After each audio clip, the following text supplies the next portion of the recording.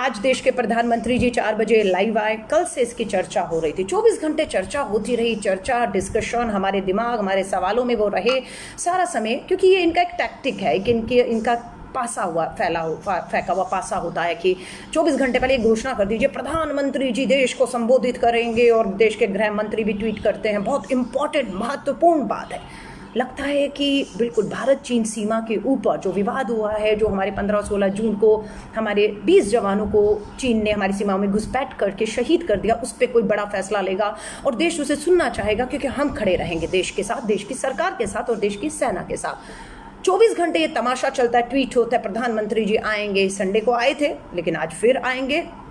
ठीक है, स्वागत है, आए 4 बजे आए। और जब 4 बजे आए तो कान बिल्कुल ये था कि सबसे बड़ी लड़ाई जो हमारी आज चल रही है वो भारत चीन लद्दाख के अंदर सीमा विवाद है। 15-16 तारीख को जवान शहीद हुए। सरकार कड़े फैसले लेने वाली, और उस कड़े फैसलों की जो है जानकारी देश को दी जाएगी, और देश सरकार के साथ, सेना के साथ खड़ा दिखेगा। लेकिन ऐसा कुछ हुआ नहीं।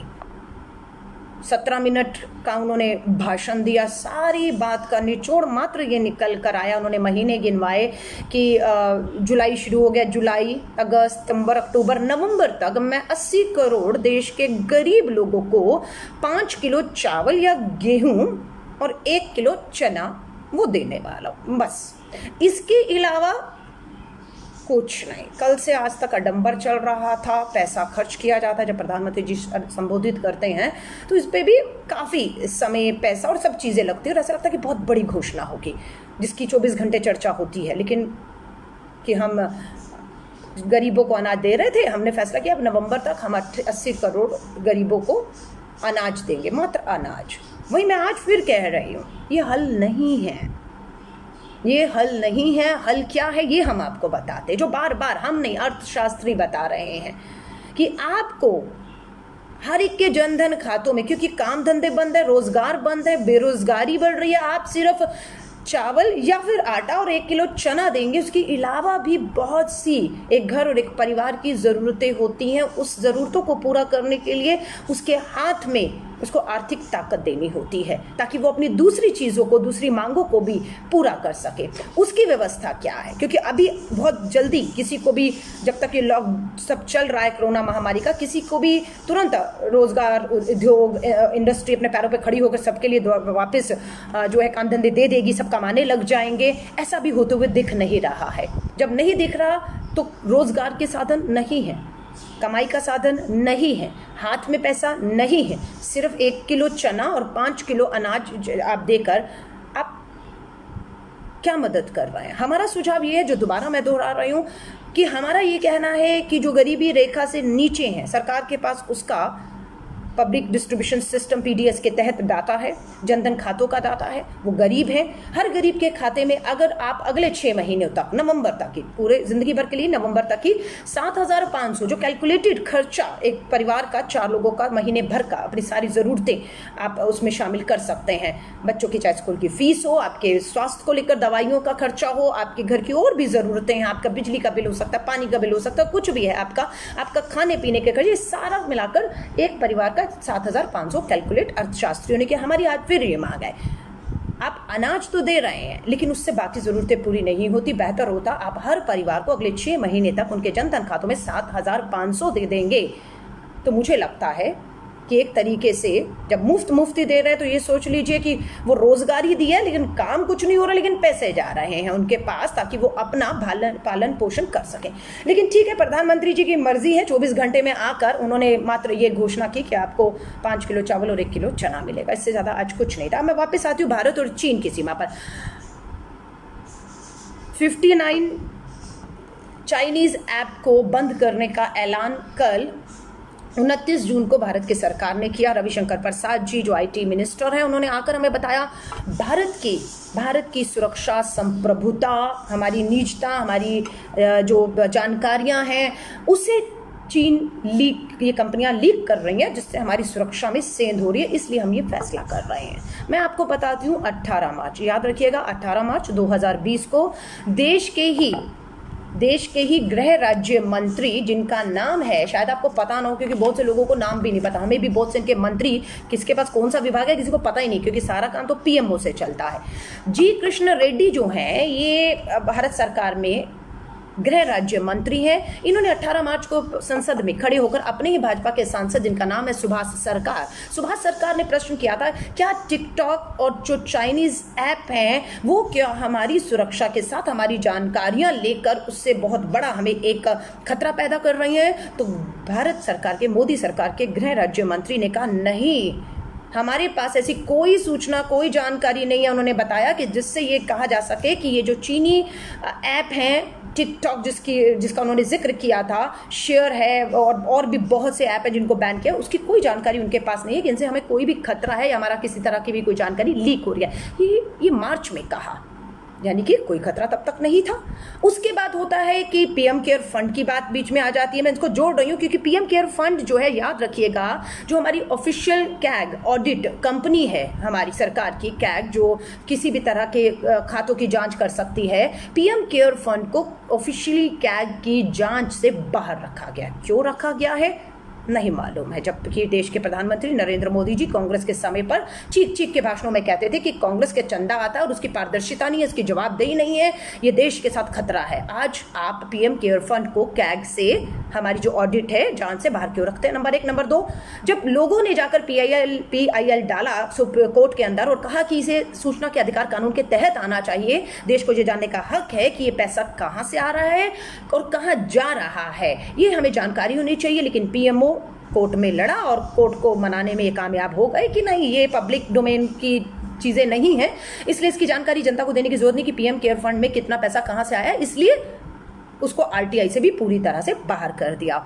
हमें कैसे पता लगा कि पीएम केयर फंड में 10,000 करोड़ के लगभग आ चुका? मात्र 3 महीने में, मार्च में कोरोना वायरस महामारी की हमें जानकारी मिली, जो हमें देश के अंदर, और मार्च में हमने लॉकडाउन कर दिया और मार्च में ही ये पीएम केयर फंड जो है, इसकी एक संस्था का, सरकारी संस्था पीएम केयर के अधीन जो है, इसका गठन किया गया और 3 महीने में लगभग 10,000 करोड़ रुपया इसमें आ चुका है।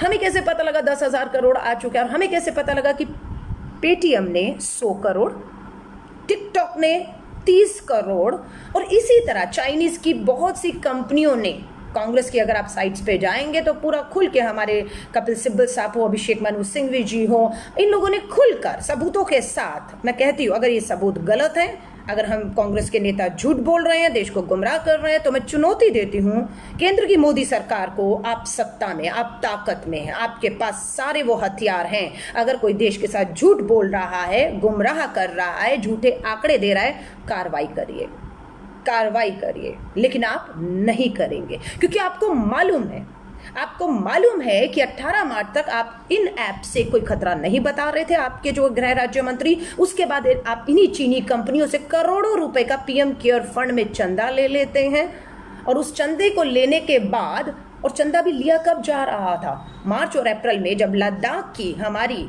भारत चीन सीमा में चीन घुसपैठ कर रहा था। ये खबरें हमें मार्च अप्रैल में आ रही थी, लेकिन मई के महीने में एक घुसपैठ के बाद हाथापाई का चीनी और भारतीय सेना के बीच में जो हाथापाई हुई, उसका वीडियो वायरल हुआ तो लोगों ने थोड़ी गंभीरता दिखाई कि कुछ सरहद पर चल रहा है जिसे सरकार छुपा रही है या बताना नहीं चाह रही है। क्यों नहीं बताना चाह रही? वो तो बाद में समझ आया कि इतना मोटा चीनी कंपनियों से फंड पीएम केयर में आ चुका है और पीएम कह चुके हैं इन ऐप कंपनियों से, चीनी कंपनियों से कोई खतरा नहीं है, इसलिए वो खामोश बैठी हुई इस तमाशे को देखती रही। और हुआ ये कि 15-16 जून को हमारी सीमा के अंदर चीनी घुसपैठिए घुसे और हमारे 20 जवानों को, निहत्थे जवानों को शहीद करके चले नहीं गए। ये पेट्रोलिंग पॉइंट 14 है। पेट्रोलिंग पॉइंट 14 पर हमारे जवान, कर्नल बाबू जो लीड कर रहे थे बाकी जवानों को, वो वहां पर तैनात थे।